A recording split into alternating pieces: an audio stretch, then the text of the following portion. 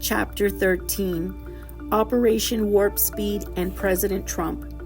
Talking about journalism used to mislead people and obstruct justice, I was surprised by Yuri Berliner's revelations about National Public Radio on April 9, 2020.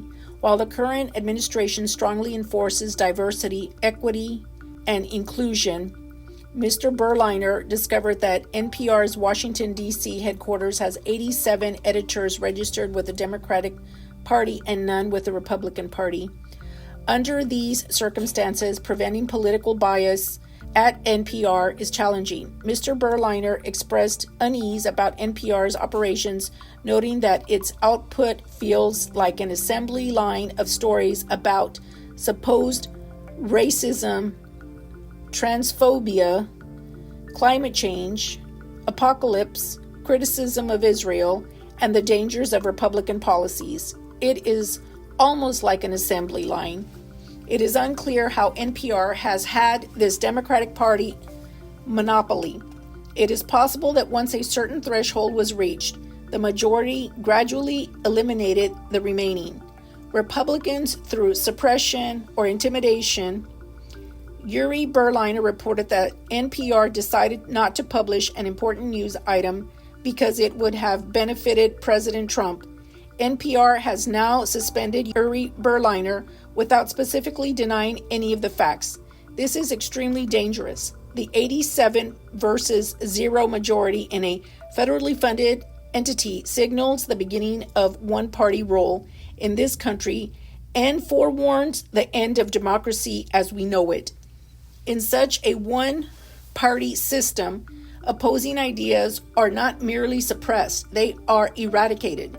I used to believe that foreign countries were undemocratic based on our journalists and politicians mocking them for censoring their news. Now I question whether we have a right to criticize them, given the situation at NPR. Under these circumstances, nobody will dare to present opposing ideas for fear of punishment, as demonstrated by Yuri Berliner's case. It is no surprise that the system encouraged people to label President Trump a comorbidity for the pandemic and also to accuse him of throwing acid on the pandemic. Such a majority functions like a self-propagating disease, akin to cancer, within any democracy.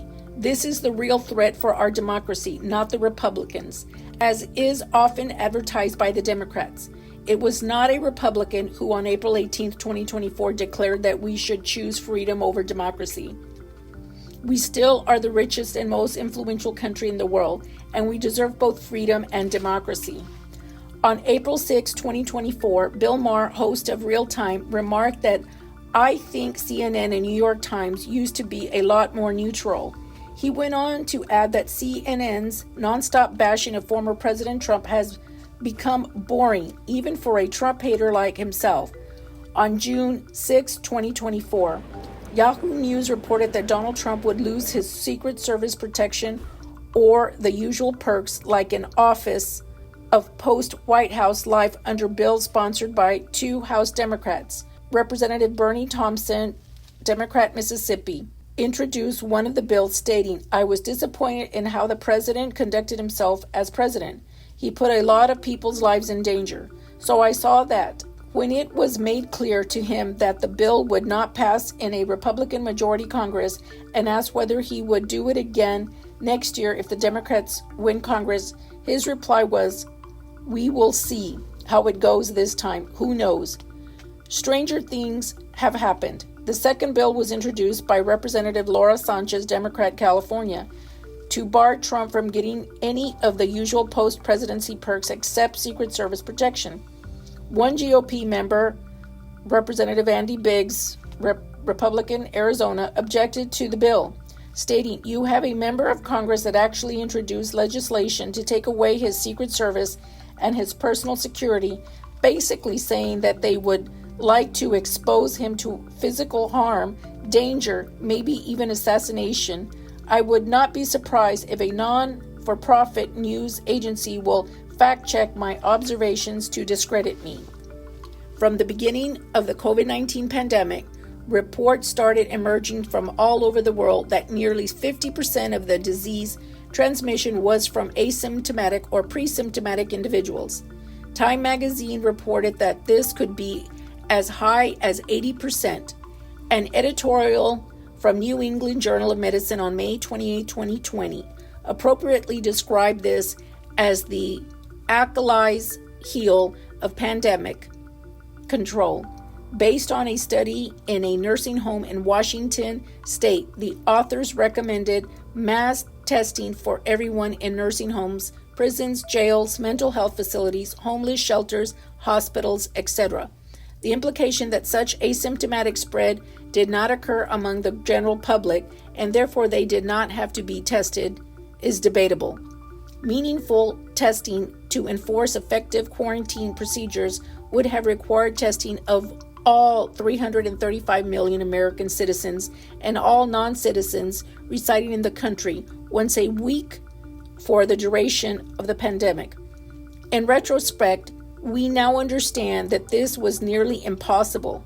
What is difficult to comprehend is how experts are still fixated on inadequate testing as a root cause of the pandemic. Even with the benefit of hindsight, experts should be able to move on when they realize they have been wrong.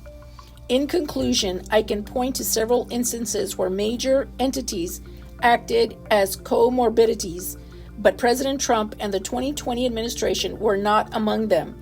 This 180-degree distortion of the truth is evidence that our journalism is turning into a self-propagating cliche, promoting potentially harmful thought processes and misleading the public. I hope that our scientists and well-meaning experts will soon disassociate themselves from this trap before it is too late. I am reminded of a quote from Mark Twain: "A lie can travel halfway around the world while the truth is putting its shoes on." The silent majority must at least wake up and put on their shoes.